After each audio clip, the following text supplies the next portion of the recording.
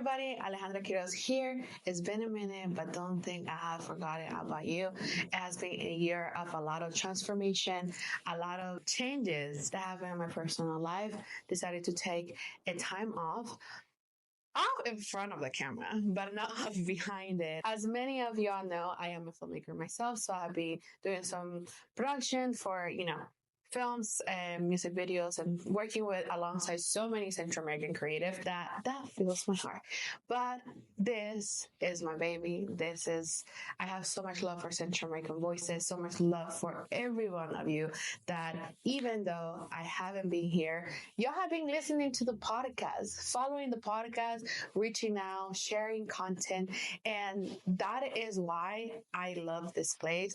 And this is why throughout this whole year, I've been thinking of you guys and how to bring the best thing to you, the best thing for this platform. How can we evolve? How can we grow? And so we have so many changes that I'm so excited. It's changes that have been in the work for so many years, but it's finally happening. So I think that even though I had a break, it was worth it because now we're stronger than ever, and now we're coming back to have those content for every one of you. So thank you for your patience. Thank you for your support. But before I start talking about the new changes, about exciting events, exciting changes are going to happen in the podcast, and this new era of Central American voices, I need to introduce you to someone very special. So, without further ado, let me introduce you to my sister, from my dad, to my other catracha, Brenda Hernandez.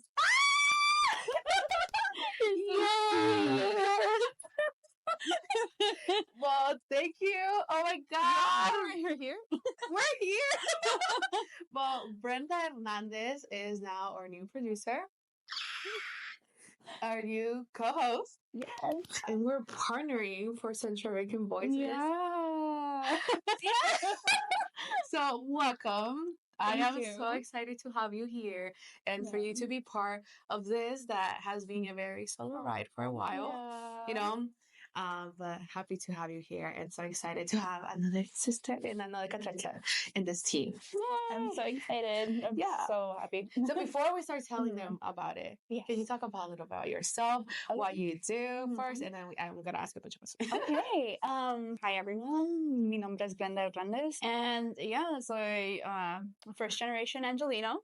And of course, Honduran American. So, and oh man, what do? I do a lot of things. I'm a jack of all trades. Mm-hmm. Pero I think in particular, I have a daytime job, like we all got to pay our bills. And then also like, I don't like to say my free time because I invest my time. I invest my time into filmmaking and creative work, whether it's for my own personal creative projects or, ambitions and passions that everyone else has, small businesses and all that stuff. So I just came off of producing the first season of Mira La podcast. Our Prima podcast. So go check it out. Please, we're going to check it out. We'll put all the information right here.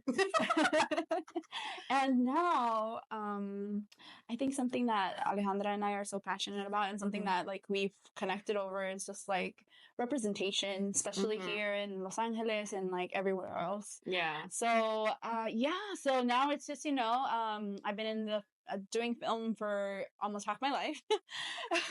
I'm like, but, I'm just so excited. I'm so excited that I'm so grateful to have connected with Alejandra. A mini shout out to Marlon Rodriguez, because if it wasn't for him, I don't know when we would have connected. Yeah, exactly. So thank you, friend. Thank you, Marlon. Thank you, Primo. And so I'm just excited for this new journey and to be able to represent, Central American voices and using this platform to tell more stories. And oh my God, I'm so happy. Well, that's a little bit about her, but here's a question that I always ask everybody. Yeah. So you're gonna be my music forever now.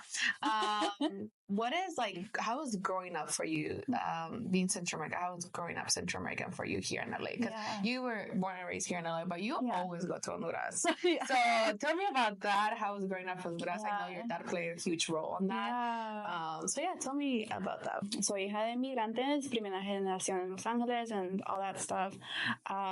So growing up here in Los Angeles, it was a little different because the only Hondurans I knew were my cousins and los tíos, las tías. So I didn't have a lot of other, like, in particular Honduran representation, but some people that I really connected with, where I heard the voice, el acento, and like I would just get so excited. It was, the Salvadoran community, like they really felt like home when I didn't have like somewhere else to look to look for, and so it was a bit difficult, especially because it's just like there wasn't a lot of representation. I always felt othered. And so people were kind, but it just always felt like, nobody knew about where I was from, where it's located on the map. And so, that affected me a lot. And, growing up and, looking like you have two parents, different like shades, and you looking like a mixture of them. It's just like people are like, wait a minute, what happened here?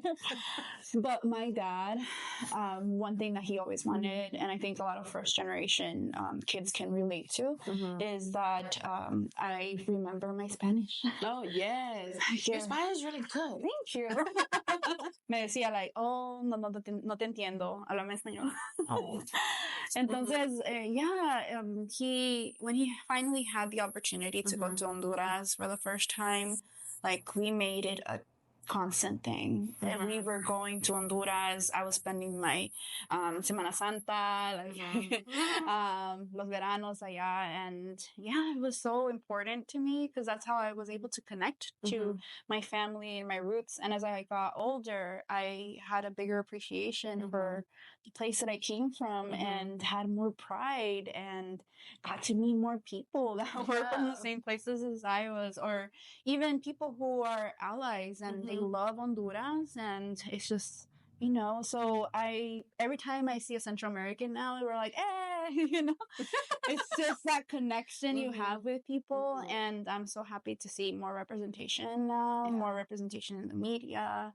And it's just, I'm grateful for the experience I had, even though it was tough at times. I mean, I feel like it's always tough. I think we have talked about too, and I've shared here in the podcast too, like in LA, like even though there is a community of Hondurans, and even Central America, I mean, the biggest community here in LA is El Salvador. And I mean, those are our brothers and sisters, and we love them. And, I feel like I work with them all the time. Like they're my best friends and my, I think I have so many friends and like, people surrounded up with that it's very hard for me, that I always say it's hard for me to find a Honduran. Like, especially a Honduran filmmaker. So when I met Brenda, it was like an instant click. It was like, at this point, we're just sisters. It was meant to be. It was meant to be. So it's amazing how like we connect in, I feel like things of like our identity, how we grew up, even though like I was an immigrant here, like I know I resonate a lot with like how it's rough sometimes being Central American here in LA, and how like the closest that you can be is like as a Honduran is like the Salvadoran, and they acogen con unos brazos abiertos. You just feel at home, right? But then it's like, like I would love to talk about like Honduras and other places, or like even having like shared conversation of like what is visiting Honduras, because I feel like I know so many stories about what is visiting El Salvador, and it was so beautiful. And then it's like, have you all been to Honduras? Can we all make it trip? To all my Salvadorans, if one day I can go, we're all going on the trip. The day she gets to go, we're all going on the trip. We're all going on the trip to Honduras. I'm taking all my friends. But so I'm so happy that we connected. I'm like all right now. It's like, oh wait, how did we? It's like Brenda, you were a listener, and then February, and then like we met through Marlon, and then now she. No, I'm here. Yeah, but thank you so much for sharing that. Thank you for Yeah. once to be so kind and always like. I think one thing that I admire about you is like for you is you always want to stay connected Yeah. with like your community, with Ludas, and even your dad and your family are always like so involved in that community, and I always appreciate that. So I want to thank you. Thank you. Yeah. So before we start and talk about this new era, that we're so excited. Is there anything else you wanted to share or anything? I think we can just get started and like it all kind of connects. So yes. Yeah, I think we can just hop into it. Oh my god, okay. I think I'll give like a little bit of context. Yeah. Just a little bit. Especially because I do want to shout out like the community here, especially in the Valley and everyone surrounding it. Because we did do a fundraiser with my friend Leslie, and she's amazing. Amazing fundraiser. And she was able to help myself and my sister like to raise over $4,000 for funding futures for Honduran kids, and we were able to fix up the school and do repairs at was it the Escuela Simón Bolívar and located in Terrero. So I just want to give a big shout out to the community because you guys showed me so much love and support, and the reason I brought this up is because it kind of ties into everything else. Yes. Well, shout out to Leslie. Shout out to all the community. Yeah. But yeah, I think to start tying everything up, Brenda and I, again, we've started as friends, filmmaker, stuff like that. And one day, Brenda was like, "Girl, I want to talk to you about something." And I said, "Oh, girl, come." But you started telling me about this documentary. Yes. And when she said about the documentary, she's gonna talk about the documentary. But before she started talking, when she told me about the documentary, I was lucky. It was like an answered prayer. Because when I started this podcast and I started with Susan, that was something that I would tell Susan all the time. I want this podcast to go in this direction, right? And Susie that travels all around the world, she can say all the time here in the podcast, and being a lonely, podcaster here, working out stuff, like I was like, how can I do this? How can I do it? Yeah. So when you tell me about the documentary, you told me the topic and how we're gonna do it, how you wanted me involved, and then I told you, hey girl, like I have thought about this. It was just like an instant click. Yeah. So share a little bit about the podcast because that's the first step to the New York. Yeah. To the documentary. So I've always been really connected to obviously the village that my dad's from, because in El Terrero, La Quito Lloro. And it's just been such a journey. My dad is one of the smartest men I know, and he graduated 6th grade and then just had to stop going to school because continuing education in Honduras is really difficult. And so I went to Honduras this last time, and we had done a little fundraiser to have like activity for the kids at the Escuela Simón Bolívar, and I got to spend time with one of the professors. And she was basically telling me how difficult these kids' like lives are, their stories, and you wouldn't have known by like looking at them and watching them play that they go through some really difficult stuff. Child labor is something that's very real and active in these rural villages, and so I, again, feeling so connected to my roots and just knowing like I was one generation away from having this experience, I want to showcase these children and how amazing and magical and how they have dreams and ambitions just like us. And with sharing those stories, being able to have funding for like scholarships, whether it's a scholarship for supplies, for tuition, for transportation, because that's something that's very real over there. Some kids stop going to school because of transport. So it's just that ability to give back to our communities back home and give them the chances that they never imagined possible. And again, just giving these kids the opportunity to have an actual career and make something more than just, the life in a rural country. And yeah. Yeah. So much. So much. Yeah. I mean, we can talk about those like nonstop. Yeah. But I think it's so beautiful about that documentary because when I was growing up in Honduras, I was very privileged that, my mom worked for me to be in a school. But my mom, after she left the town, she had to work to go to school. Yeah. So my mom always told me that, like, oh, like, yes, I'm providing for you to go to school here in Honduras. But even when I moved here, like, she was like, tu único deber es estudiar, but reflecting on what her life was, leaving her town at 13 and had to work in a city to go then later to college. So that is a topic that, like, is very close. Again, that's my mom, and I know, like, your dad also did something like that.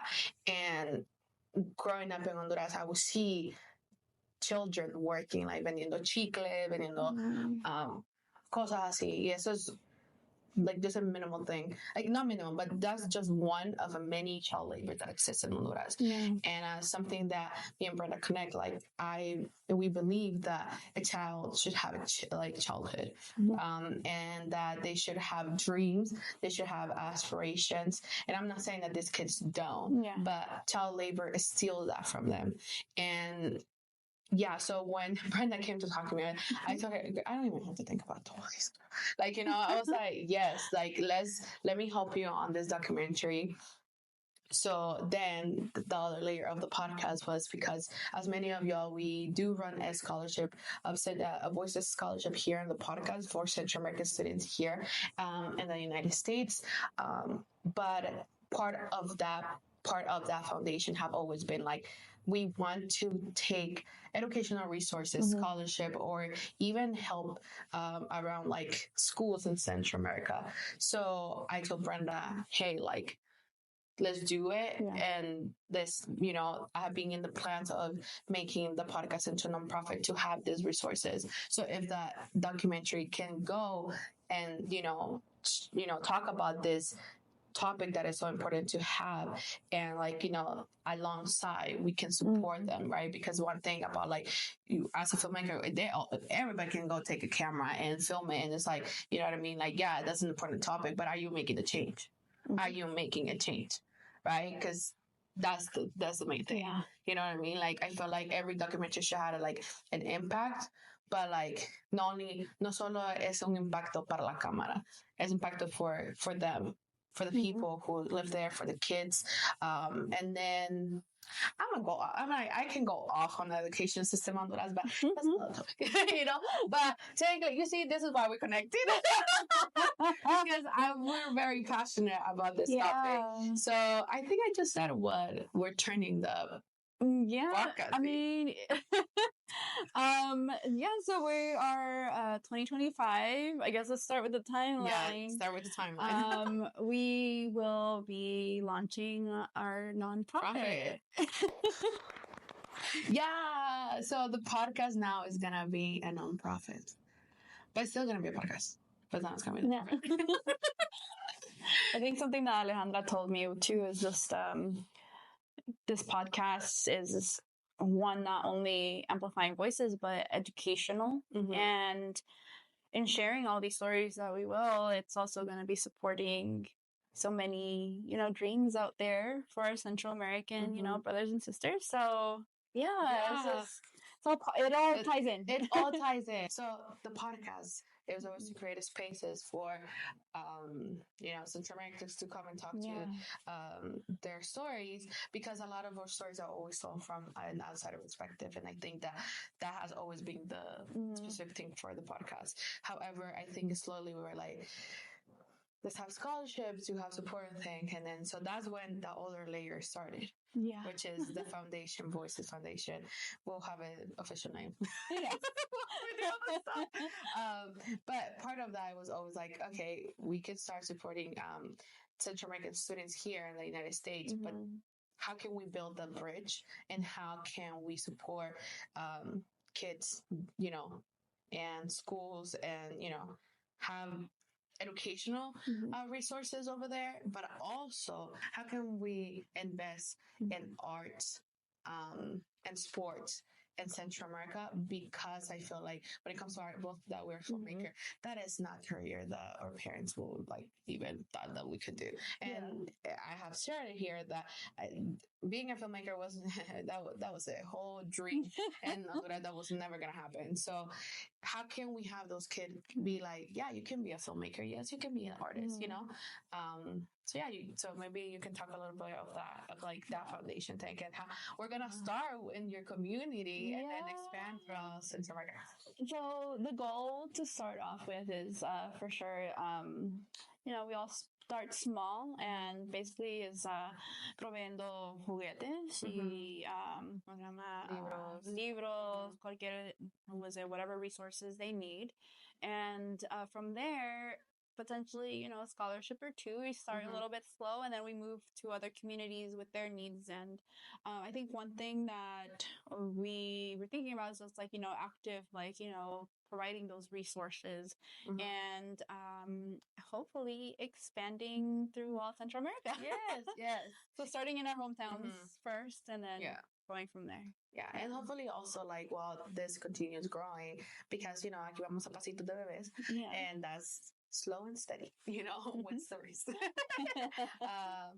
I feel like also like building the bridge, and how to like have like classes, or maybe like departments, a lot of like arts, film, and I can only imagine like talking to kids about like filming. Yeah. You know, so that is our dream for the educational. And then we have another one that I don't think I have ever shared it, and that is the film festival. Yeah. Oh, I said it. Oh, now you have to recording. It's documented. It's documented. And y'all gotta be like, Ale. We're doing all the things. Yeah. So, you know, part of that, like, is also like continue supporting the arts and education here in the United States, and in our diaspora. And like, as a filmmaker herself, I feel like I have been to many film festivals, and the representation of Central American films are very minimal. Yeah. And I voy a criticar todo eso, you know, film festival, because like there's a bunch of filmmakers out there, like not like count those out, man. Like there's a lot of them outside, like, you know, and we're not just talking because of us, we're talking about like everybody in the community. And I feel like all filmmakers in every community should have a space to showcase their film, showcase their art. So that is where we're working on. We are pending, you know, it's not going to start right away, but in 2025 we're hoping to start doing events, mixers, and fundraisers events that are going to lead us there. So with a timeline, I'm going to let you talk. So the goal is for 2026 when it comes to the film festival. Do we have a name? No. Not yet. TBD. Working title, Central American Film Festival. Yeah. Algo así. But yeah, no, I think the most important part about that is just, again, también como tu experiencia, yo he ido a festivales y tal vez una persona. Una película en todo un festival de que tienen como 50. Yeah, and literally one of the most recent film festivals I went to, no lo voy a nombrar, pero we don't want to no lo voy a nombrar, pero yeah, they only had one film by one Central American, and everyone was really excited about it, and I was too, but then I didn't realize until you had mentioned how certain film festivals do like kind of go for the majority of the population, what appeals to the audience, or what they think appeals to the audience. Yeah, there's very limited Central American representation in film festivals, and I think that we are an amazing community, Yes. very creative community. Mhm. We just did a poll online, like, Yes. tell us. So many female filmmakers, so I hope Around the world, girls. yeah. Well, one, I'll be reaching out to y'all, everyone, even if Yeah. you're not film, adjacent. But yes, we want to be able to have a place where Central American filmmakers are not just proud of showcasing their work, but they can connect with other Central Americans. And that also includes our, nuestros aliados, because there's people who absolutely love our culture. Yeah. They love supporting us. So not only Central Americans are invited, but anyone who's willing to, amplify our voices and support. Y'all can Yeah, because we cannot have representation if not everyone is represented. Okay. Yeah. And I feel like in our industry, we always talk about La Latino se apagó. We always talk about the Latino representation, but it's like, how does that representation actually looks like? You know what I mean? Like, if you're talking about Latina representation and you have 3 countries, that is not actually inclusion. Yeah. No. So, and that's not only like I'm talking about like very like 3 countries, very, dominated cultures. And that's not even including like, Afro-Latinos, indigenous population. So like, this is why we really want to create this. And it's now out there, so y'all can, y'all can be with like, hey, ¿cuándo lo van a hacer, verdad? But accountability. Accountability, please.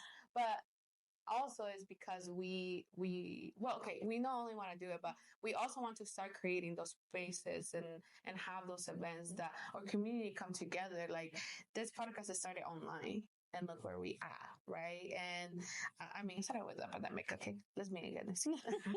No, but I feel like we have such a strong community online. But let's be in person. Let's be in community. Let's support each other, and let's create that representation we always wanted. And that's something that I have been very proud of our community, that we have not waited. That you're like, oh, no veo, like, representation centroamericana. Like, let me be in Instagram. Let me be in Twitter. Let me create like content. And it's like, yes, that's what we want. So now together, let's make the spaces to actually take space and actually bring those stories. So yeah, so that is all the plans. Yeah. So many things. We have some events we're planning early 2024, 25. 24. 2024. We have some events that we're planning for 2025, so stay tuned. Follow the podcast. Follow the podcast and stay tuned. Stay tuned. And then I'm going to have all the information for Brenda as well. So y'all can go follow her, continue following the podcast. And yeah, we wanted to do this update episode first to say like, hey, we're here. Because I've been reading DMs and like people asking, hey, where are you coming with the episode? We're here. Yeah. And then, and also just to give that update and to share those exciting goals and exciting ideas and how like, how we're going to make it together. Yes. And if something was relevant to you, reach out. Please. Yes. Reach out. We're going to put all that information out, and then, starting in 2025, we'll be on your timeline for sure. We're excited. We're excited. So I think that's all from us. I think that's it. Okay. Bye. See you in 2025. See you in 2025. Yes. Feliz Navidad. Merry Christmas. Feliz fiestas. Yes.